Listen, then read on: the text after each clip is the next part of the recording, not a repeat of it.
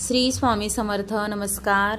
तुमचे सर्वांचे माझ्या यूट्यूब चॅनलमध्ये खूप खूप स्वागत. तुमच्या सर्वांच्या इच्छा मनोकामना पूर्ण होत हीच स्वामी महाराजांच्या चरणी प्रार्थना करते आणि आजच्या आपल्या एका नवीन व्हिडिओला सुरुवात करते. बघा, आज आहे 3री माळ आणि उद्या आहे 4थी माळ. पण यावर्षी तृतीय तिथी 2 दिवस आलेली आहे, म्हणून आपल्याला आज देखील देवी चंद्रघंटा मातेचेच पूजन करायचे आहे आणि उद्या देखील देवी चंद्रघंटा मातेचेच पूजन करायचे आहे. तर मग आता आजचा रंग निळा, उद्याचा रंग पिवळा असणार आहे. या देवीचे बघा, आपण पूजन केल्याने आपल्या जीवनामध्ये सुख, समृद्धी, शांतता नांदते. आणि या देवीच्या रूपाबद्दल जर म्हणताल तर चंद्रघंटा मातेचे पूजन आपल्याला उद्या देखील करायचे आहे. देवी मातेच्या कपाळावरील चंद्रकोरमुळे तिला चंद्रघंटा देवी म्हटले जाते. देवी मातेची कांती ही सोन्यासारखी असते. दशभुजा असणाऱ्या या मातेने प्रत्येक हातामध्ये शस्त्र धारण केले आहे. सिंह हे चंद्रघंटा मातेचे वाहन असते आणि या देवी मातेची मनोभावे पूजे केल्याने जीवनामध्ये सुख, समृद्धी, शांतता नांदते अशी श्रद्धा आहे. तर मग आता उद्याचा नैवेद्य जर तुम्ही म्हणताल तर उद्या नैवेद्यामध्ये आपण दूध किंवा आपण दुधापासून बनवलेला एखादा पदार्थ जरी दाखवला, किंवा मग तुम्ही शेवयाची खीर करा, रव्याची करा, तांदळाची खीर, या प्रकारे जरी नैवेद्य दाखवला तरी देखील चालेल. माळ आता तुम्ही निळ्या गोकर्णीच्या फुलांची दाखवू शकता किंवा कृष्ण कमळ, तसेच नाही हे पाने मिळाले तर झेंडूच्या फुलांची माळ घाला.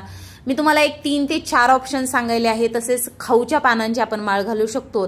अशा प्रकारे उद्याचे आपल्याला या देवीचे पूजन जे आहे ते करायचे आहे. आता मंत्र आपल्याला अतिशय महत्वाचा आणि प्रभावशाली मंत्र असा आपल्याला उद्याच्या दिवशी हा जो मंत्र आहे तो बघा आपल्याला पठण करायचा आहे. तर उद्या आपल्याला ओम देवी चंद्रघंटाय नमः या मंत्राचे 108 वेळा पठण करायचे आहे. आता सगळ्यात महत्वाचं म्हणजे उद्या आहे 4थी माळ आणि आपल्याला उद्या 2 नागलीच्या पानाचा म्हणजे खाऊच्या पानांचा प्रभावशाली असा उपाय करायचा आहे. अगदी तुम्ही घट बसवलेला असो किंवा नसो तरी देखील तुम्ही हा उपाय करू शकतात. आपल्या देवघरामध्ये देवीचा फोटो असो, मूर्ती असो तरी देखील काही हरकत नाही. अन्नपूर्णा माता तर आहे ना, कारण की देवी आणि अन्नपूर्णा माता हे सगळे त्यांचीच रूप आहेत. मग आपण ही जी 2 पानांवरती एक देवीचाच बीज मंत्र लिहिणार आहोत. मग तो जो मंत्र आहे तो आहे ह्रीम. हा आपल्याला दोन्हीही खाऊच्या पानांवरती हा मंत्र जो आहे तो लिहायचा आहे. आणि हे जे 2 पानं आहेत ते बघा अन्नपूर्णा मातेसमोर ठेवले. देवीचा फोटो, मूर्ती तुम्ही ठेवू शकता. अगदी अन्नपूर्णा माता जरी नसेल तुमच्या देवघरात तरी चालेल, तुम्ही देवघरात ठेवा. मात्र 9 दिवस तसंच राहू द्या.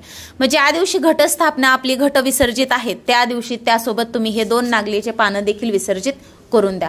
अगदी बघा तुमच्या जीवनामध्ये येणाऱ्या आर्थिक अडचणी, नकारात्मकता, दारिद्र्य पिढ्याना पिढ्याचं दूर होईल.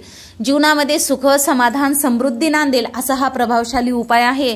तो तुम्ही आज करा वेळ मिळाला तर, किंवा मग या 9 दिवसामध्ये तुम्ही कधीही उपाय केला तरी देखील चालेल.